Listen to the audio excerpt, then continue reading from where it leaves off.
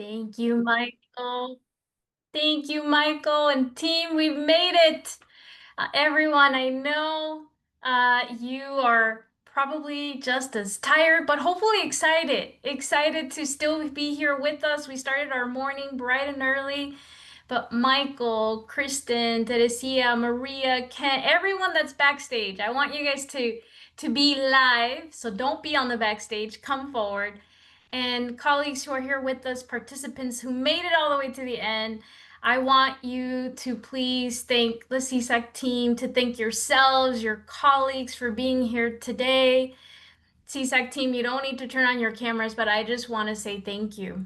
It was an incredible summit. It takes a lot to plan an event, to try to reach a multi-audience set of professionals. And today you reached K through 12, higher ed. You brought together students to inspire the rest of us, presidents. You brought together partners, our allies. And that was all done really intentionally by the team that you see on the screen. You may see names, but I promise you, it's a small, mighty team. And we are so honored to work with many of the commissioners that you met today, from our commissioners who were not just moderating panels like David O'Brien, but also offering up opening remarks, being incredibly authentic and vulnerable, like our chair, Catalina Missler, presenting awards and sharing so much of themselves, like Commissioner Doppelmore, Commissioner Maxey, Commissioner Robinson, who introduced one of our winners, Monica Nostroza from the Assembly. All of that was what our day looked like. But I want to bring us back to how we started. We started with a very clear theme. And today, in these closing remarks, instead of creating a whole different speech, I wanted to just uplift what I learned from all of you. So I was furiously taking notes. And I want you to know that I was impacted today. And I know that so was my team. We started our day by thinking about our theme, leading with courage and optimism, partnering to advance equity. And it was a very simple set of words that we wanted to bring forward to all of you this year because we needed nourishment. We needed to be reminded that the things that look impossible require community, they require collective action. And that's what the team and I have been leaning into. It wasn't just about creating a 5-year strategic plan. It was about being able to bring together an entire community to realize that we have a lot of unfinished work here in California. That yes, we're so special. Yes, we're the largest system of financial aid, of public higher education. We serve a diverse set of students, but we have unfinished work, particularly when we seek to lead and advance equity. You heard me say this morning, yet, that here in California, we grow optimism and we grow it in order to unleash courage. And so in my closing, I was listening for that.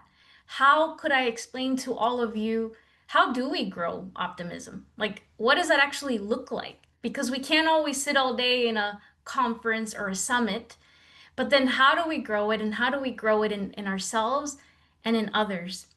So this morning we were, of course, inspired from our Race to Summit champions to our students who spoke truth to power, to Senator Perez, who talked about her own lived experience as she's been developing statewide policies, to our own veterans panel featuring our own John here at CSAC, to even thinking about listening closely to what presidents are currently experiencing and what motivates them basically, right?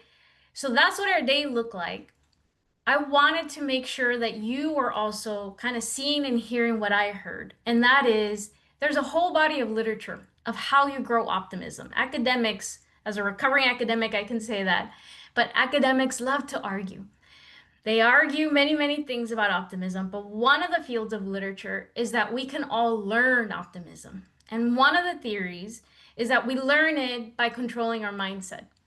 And the most important thing about our mindset is permanence, this idea that nothing is permanent. Therefore, whether it's good or bad, we can always learn. But in fact, what I saw today through every single speaker was the idea that optimism cannot just be learned, but it is a tool. It is a tool to be grateful, a tool to be kind to each other, and a tool to reflect and look within. I saw that, and I also marry it with the passion that I see in your comments, the questions, the hard questions that you're asking.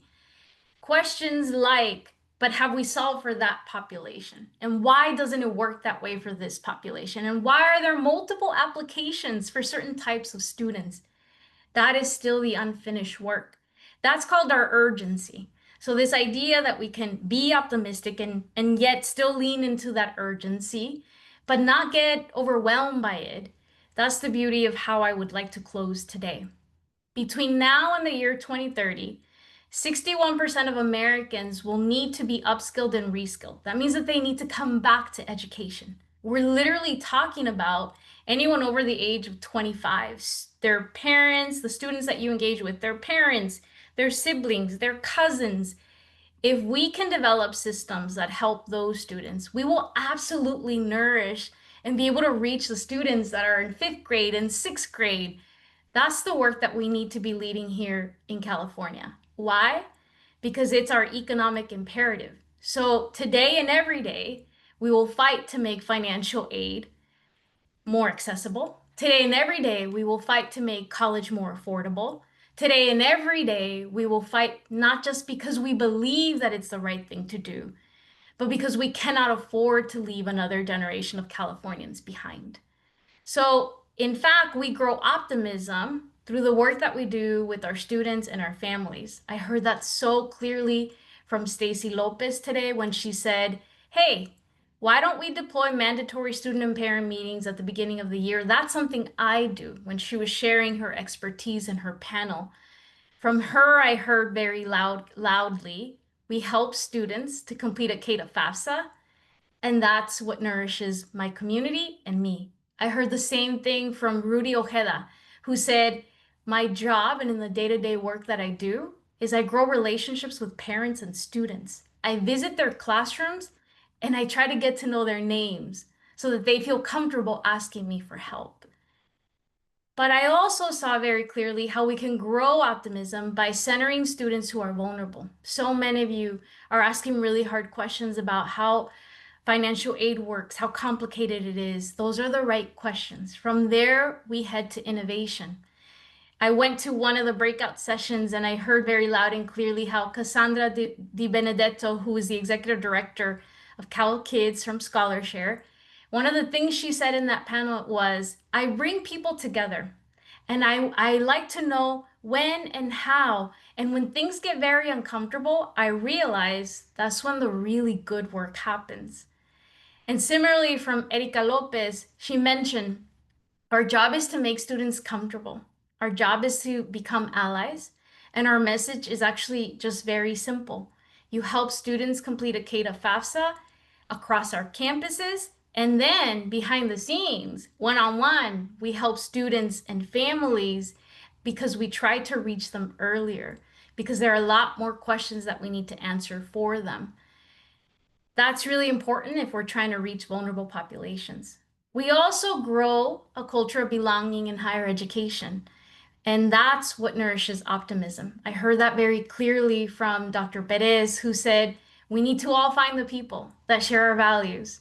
Renisha Scott, we need to create the village. And she said, we are those people. We are the village. We set the expectation that our students can and will succeed, and then we become the village. I also heard very clearly from one of our student panelists that belonging is really important. And she said, community colleges must require and teach a course on college affordability. So you heard it here first from Flo. You heard her big idea. And I can't wait to support the Student Center for California Community Colleges and Flo to make that happen. And then lastly, one of the things that I also heard loud and clear from all of the panelists, but especially from our own commissioners today, was to celebrate the work. To grow optimism, we have to celebrate the work. And we started off the day saying this was a celebration. But our own Commissioner Catalina Cifuentes, our chair, said in one of her panels, she said, I write down the name of someone who helped me so that I could remind myself that when things get hard, someone helped me. That was really powerful. I hope that we all take that away and do that as well. And then from Commissioner O'Brien, as he was moderating, he said, encouragement is a positive form of accountability. So today, I want to acknowledge the people who got us here. I want to validate their work. Those are the teams that you see on this screen, the team that you've been working with every single day. And I want to end with what's going to nourish us, but more importantly, we can grow optimism. But how do we know that we're being courageously optimistic? Courageously optimistic looks very different. I see that in my own team every day. I've been in this role now for 15 months. And it looks like this, you guys. It looks like this team, the team that I get to work with, I see their courageous action and I see how it starts and ends. The first thing that we do is, okay, how are we going to show up into a room? We here at CSAC have made a very clear set of commitments. And so today, and in our commitments, we commit to you that we will lead as student-centered leaders, that we will be problem solvers. That means we are owning our own outcomes and the data and what it's telling us. Why? Because we want to be systems linkers. We want to make sure that we can create a system that treats students with dignity and compassion, as well as the working professionals who serve our students. Now, I see that every day in my team. I see how they show up, how they ask the hard questions. When we solve one problem, we then turn around and we say, wait a minute, that was a really big systemic problem, but how do we make sure that we can solve it systematically next time? I think we all know that because of the way that financial aid works, we as a state have created multiple systems. That means multiple gateways to get through. Our job is not to be gatekeepers, colleagues. Our job is to open doors. And that means that right now we are still creating the financial aid system that our students need, now more than ever. But courageous leadership looks like this, an 11% increase. Next time you wonder, I don't know that I can do this again. I mean, sometimes I wonder that. But next time you think, oh, this is a really hard challenge, I'm really tired, I don't think I can get through this, I want you to remember this. An 11% increase after 3 years of declines. 2026 will be our comeback year. We just did that, 11% in a really hard, difficult year when there was so much misinformation and so many people, including yourselves, were being targeted. Next time you wonder whether we can do something, I want you to think about the transformation and transfer entitlement. A beautiful kind of exploration of why do we do it this way? And this deep recognition that being 28 years old when you transfer to a 4 year should be celebrated. It should be encouraged. And we should be serving many more students who wish to transfer from a community college. Here at the California Student Commission, that was one of the changes that we made quietly. Behind the scenes, things that maybe folks don't know are things like using state funding to make sure that our undocumented students who are foster youth could continue to receive CHAFE benefits. So we replaced state funding with federal aid so that no foster youth would lose their financial aid. That's courageous leadership. Integrating Cal Kids. I want to make sure I give a shout out to Dr. Moldoff. Integrating Cal Kids into our web grant system, a 17% increase in account claims within the first 30 days. That would not be possible without Cassandra and her team, without Dr. Moldoff and the team that courageously figured out a way for us to get there. AB 313, one of the reasons why Monica Nostroza, the staff member from the Assembly, received today's award was she was preparing and dreaming with Assemblymember Ortega. How do we prepare California for the future? How do we make sure that we don't end up in a situation where when FAFSA opens up late, we all have to sit around wondering when we can help students apply? AB 313 offers that pathway. We don't need to wait. We can automatically announce an extension. It looks like the work of Tay King and his team to make sure that we can create a student-centered IPA. I know there are several of you here who are in the FAB or the Student Advisory Council or from our segment offices. You've been engaged in this work. Our student panels mention the appeals process, how it needs to be more student-centered. That process does that. That's what courageous leadership looks like. It looks like listening. It looks like taking action. And it's a really great way for me to segue to the next slide of this presentation, my last slide with all of you. It looks like a brand new SEER survey, and we put a QR code. This was just released this week. And while it delivers a really harsh reality and data that many people would want to look away from, not us, not CSAC, not you, this is a survey that gets delivered by the California Student Aid Commission every 3 years. It is called the Student Expenses and Resources Survey. It's meant to establish in state law the student expense budget that would then be used in the administration of financial aid programs. And as you heard from our student panel today, college affordability is a national crisis and it demands urgent action. This survey that you are seeing today and that I want to share with all of you is actually showing us, number one, this is a tool that every institution should now use to be able to estimate the cost of attendance and to update their budgets to do so.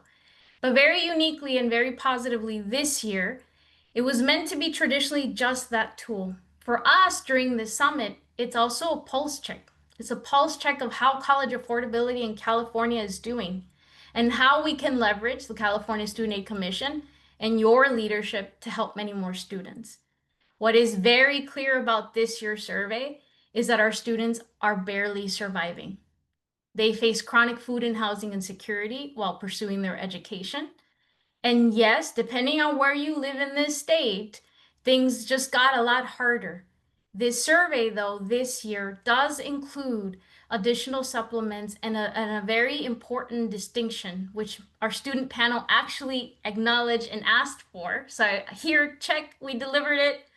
We are now able, through our SEER survey, be able to show what region and what type of students actually need a lot more help. So on this slide, you see it's a lot more expensive for adult learners, for student parents to be able to get to higher education.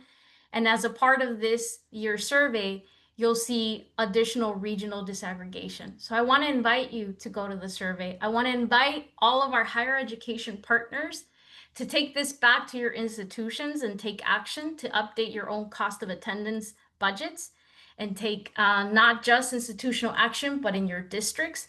Here at CSAC and for the rest of us, this is our advocacy tool. We don't need any more data.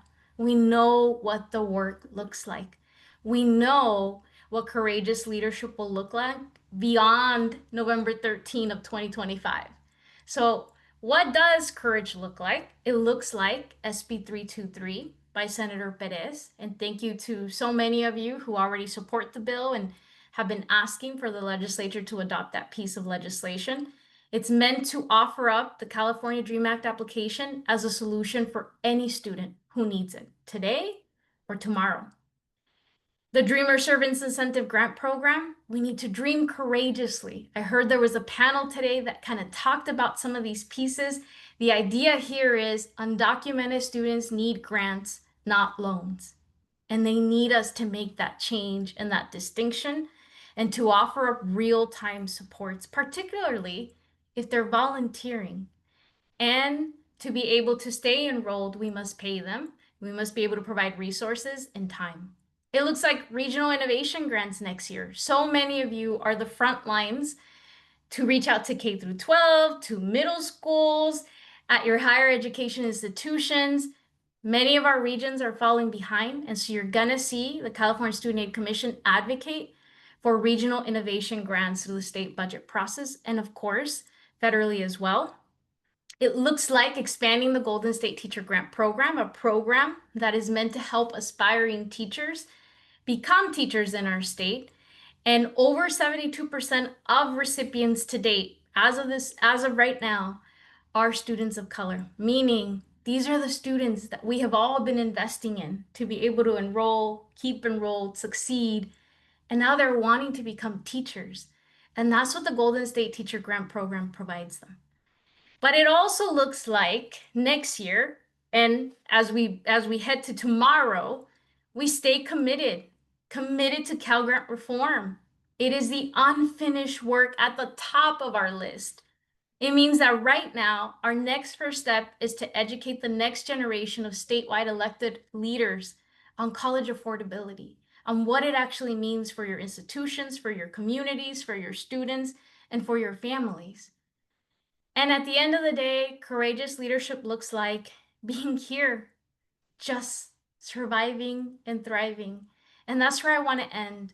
I want to end by just saying, you are the courageous leaders that we need. I know that. I believe that. And we're so grateful to be here, to be a part of your journey. So grateful that you joined us for the 6th Annual College Affordability Summit. I hope today you're feeling validated, that you feel uplifted, that you feel empowered, that you walked away with one big idea, and even if you don't know how to complete it, that you know where to ask for help. And so, with that, I want to say thank you. We are here to help you succeed. We're here to help your students succeed. And on behalf of ETRUS West, 10,000 Degrees, California Community Colleges Chancellor's Office, San Bernardino Community College District, Association of Independent California Colleges and Universities, the Foundation of California Community Colleges, and you Aspire, these are our sponsors. We support your work. Thank you for being here. I want to now hand it over to my Chief Deputy Missler, who's going to reveal the winners. And I know it's part of the reason why you stayed until the end, but the winners of our gift card, I know I'm not allowed to say raffle, but gift card, what was the word, Catalina? Drawing. Drawing. Gift card drawing. You'll excuse me, it's the end of the day. So drum roll, and I will hand it over to you, Catalina. Thank you, everyone. Thank you, Dr. Gonzalez. All right, so I hope that those that are you left here, the 220, 219 that are left on here are one of the winners. So let's identify, drum roll. Brrr. And the winners are, next slide, Nichelle Sykes, the $50. Jaisel Ortega, $50. Marlene Gomez, $100. Hazel Ramos, $100. And the big winner is Anthony Strom for $200. So these cards will be sent electronically to the email that you used for the summit registration. So I hope that some of you are on. Ah, there we are. Yes, Myra. Thank you, everyone. Thank you for spending the day with us. Thank you for just being here and knowing the importance of learning as much as you can to encourage students and families and support students and families. And this was the right place for you to spend your day today. So I hope that you all had an opportunity to learn and then to be able to move forward on implementing new ideas and being creative in the work that you do to serve more students. So thank you all.